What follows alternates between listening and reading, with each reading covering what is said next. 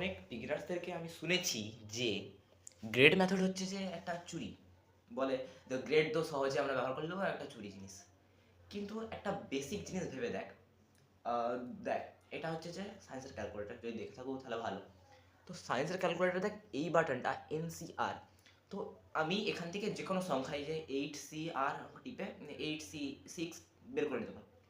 কিন্তু আমার মূল কাজ কি, NCR আমি যদি সায়েন্সের স্টুডেন্ট হই তাহলে কি এনসিআর বের করা আমাকে জানতে হবে যে n factorial by n minus r এর whole factorial into r factorial.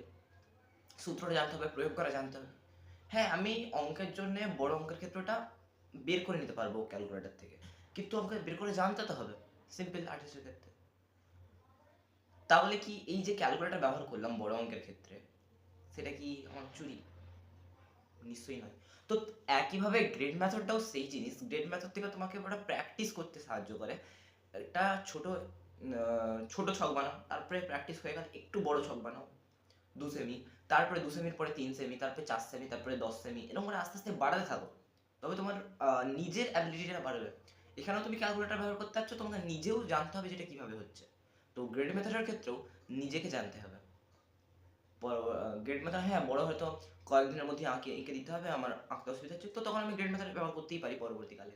আর এখনও ব্যবহার করতে পারি প্র্যাকটিসের জন্য। তো গ্রেড মেথডকে আর পরবর্তীকালে চুরি কখনো বলবেন। বাই বাই, দেখা হচ্ছে।